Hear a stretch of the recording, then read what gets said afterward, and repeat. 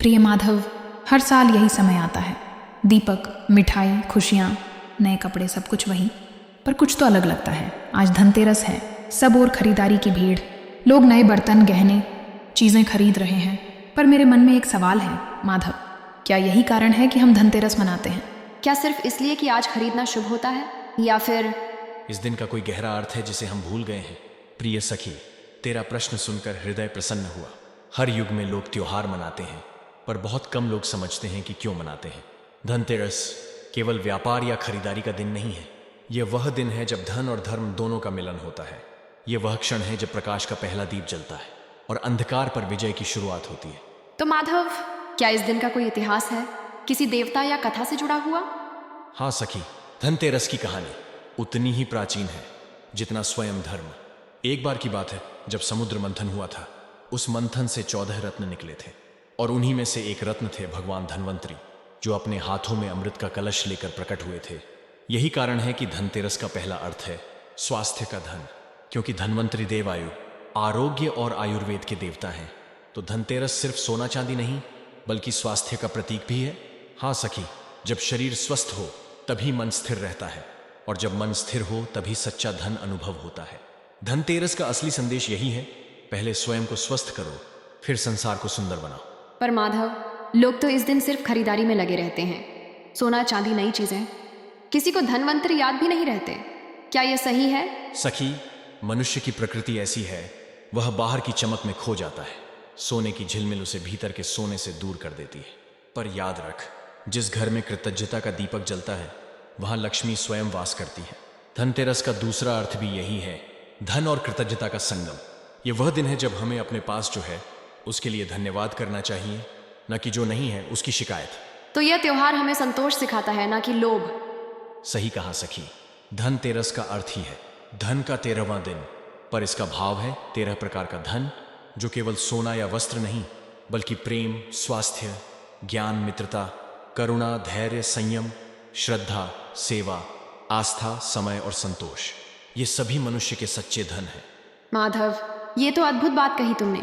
13 प्रकार का धन, मैंने कभी ऐसा नहीं सोचा था। लोग सोचते हैं धन सिर्फ पैसों का होता है। हाँ सखी, और वही सबसे बड़ा भ्रम है। धन वह नहीं जो हम जोड़ते हैं, धन वह है जो हम बांटते हैं। सोना बांटने पर घटता है, पर प्रेम बांटने पर बढ़ता है। माधव, अगर धनतेरस स्वास्थ्य और संतोष का प्रतीक है, तो फिर देवी लक्ष्मी और कुबेर की पूजा क्यों की जाती है? क्योंकि सखी, लक्ष्मी केवल भौतिक धन की नहीं, समृद्धि की देवी है। उनका अर्थ है वह शक्ति जो हमें आगे बढ़ने की प्रेरणा दे, और कुबेर उस धन के रक्षक हैं। वे सिखाते हैं कि धन का उपयोग विवेक से करना चाहिए। परंतु यदि मनुष्य केवल धन कमाए और उसका उपयोग अहंकार में करे, तो वह कुबेर का नहीं, लोभ का दास बन जाता है। तो माधव, क्या इस दिन सिर्फ पूजा करना काफी नहीं है? क्या कुछ करना भी चाहिए? पूजा तो आरंभ है सखी। सच्ची पूजा तब होती है जब तू किसी जरूरतमंद का हाथ थामती है, किसी भूखे को भोजन देती है, किसी अकेले को प्रेम देती है। वहीं से शुरू होती है धनतेरस की सच्ची आरती। माधव, आज अगर हर कोई यही समझ जाए तो शायद कोई गरीब नहीं रहेगा। हर घर में दीप जलेंगे, बाहर भी और भीतर भी। सही कहा सखी, जब मनुष्य अपने भीतर की समृद्धि पहचान लेता है, तो उसके घर की दीवारें भी प्रकाश देने लगती हैं। प्रिय माधव, अब समझ आ रहा है कि धनतेरस सिर्फ धन का नहीं, धन्य होने का दिन है। फिर भी एक सवाल मन में है, क्या हम इसे किसी विशेष तरीके से मनाएं, जैसे पहले के युगों में लोग करते थे? सखी, पहले लोग धनतेरस पर केवल वस्त्र या सोना नहीं खरीदते थे। वे 3 दीप जलाते थे।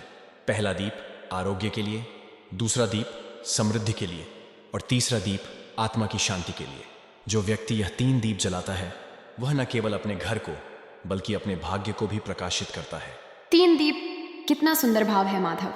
पर लोग तो अब मोबाइल की रोशनी में खो गए हैं। किसे याद रहता है दीपों का अर्थ? सखी, दीपक तो केवल प्रतीक है, असली दीपक तेरे भीतर है। तेरे विचार, तेरी करुणा, तेरी श्रद्धा, यही वो लौ हैं जो कभी बुझनी नहीं चाहिए। जब तू किसी की मदद करती है, वो पहला दीप जलता है। जब तू अपनी मेहनत और ईमानदारी से धन कमाती है, वो दूसरा दीप जलता है। और जब तू प्रभु में विश्वास रखकर मुस्कुराती है, वो तीसरा दीप जलता है। यही है धनतेरस मनाने का सबसे पवित्र रूप। माधव, आज जब मैं लोगों को सोशल मीडिया पर देखती हूँ, तो लगता है जैसे हर कोई अपने पास की चीजें दिखाने में लगा है। कपड़े, आभूषण, मिठाई, पर कोई यह नहीं दिखाता कि उसके पास शांति है या नहीं। क्या यह दिखावा भी किसी न किसी तरह हमारी गरीबी नहीं है। सखी, जो मनुष्य अपने सुख को दिखाने की कोशिश करता है वह भीतर से असंतुष्ट होता है, और जो भीतर से पूर्ण होता है वह दिखाने की जरूरत ही नहीं समझता। धनतेरस का सच्चा उत्सव बाहर नहीं, भीतर होता है, क्योंकि जब आत्मा संतुष्ट होती है तो दीपक की लौ स्वयं सुनहरी हो जाती है। माधव, तो असली धन यह नहीं कि मेरे पास कितना है, बल्कि यह कि मैं कितना बांट सकती हूँ। सही कहा सखी, धन बांटने से बढ़ता है, और जो धन प्रेम और विश्वास में बांटा जाए वह कभी नष्ट नहीं होता। याद रख, जिस घर में दान, सेवा और संतोष के दीप जलते हैं वहीं लक्ष्मी का स्थायी निवास होता है। माधव, एक बात और बताओ, तुमने कहा था कि धनतेरस स्वास्थ्य, समृद्धि और आत्मिक शांति का प्रतीक है, पर आज तो लोग इस दिन बस शॉपिंग लिस्ट बनाते हैं। क्या यह गलत है?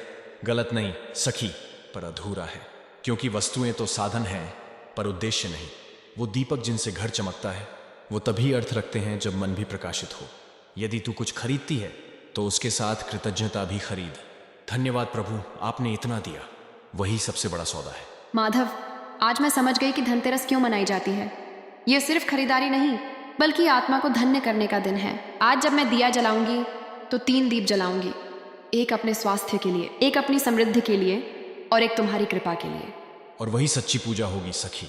याद रख, धन का अर्थ केवल सोना नहीं, धन का अर्थ है मूल्यवान होना।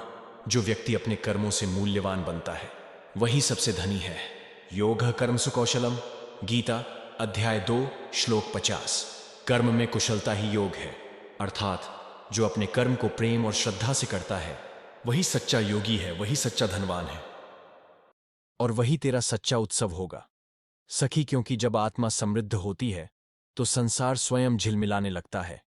इस धनतेरस केवल वस्तुएं न खरीदें, अपने भीतर की समृद्धि को पहचानें और किसी और के जीवन में भी दीप जलाएं। शुभ धनतेरस। जय श्री कृष्ण।